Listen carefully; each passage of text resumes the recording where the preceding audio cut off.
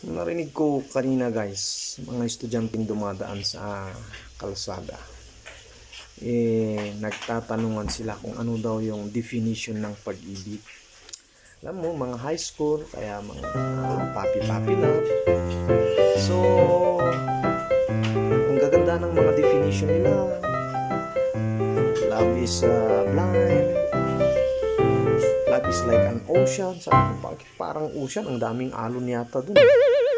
Pero alam nyo guys, sa mga kagaya ko na medyo may edad na, ang totoong meaning ng definition ng pag-ibig ay parang mga subject lang sa high school yan eh. Na yung iba mahilig sa math, kaya ang definition nila sa pag-ibig ay parang math lang. Na 1 plus 1 equals 1 plus 1 equals 1. Pag ang sagot nila 1 plus 1 equals 1, kasi infinite daw. Walang hangganan yun.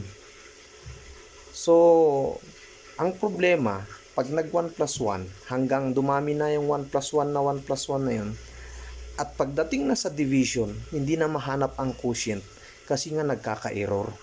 Doon tayo nagkaka-problema.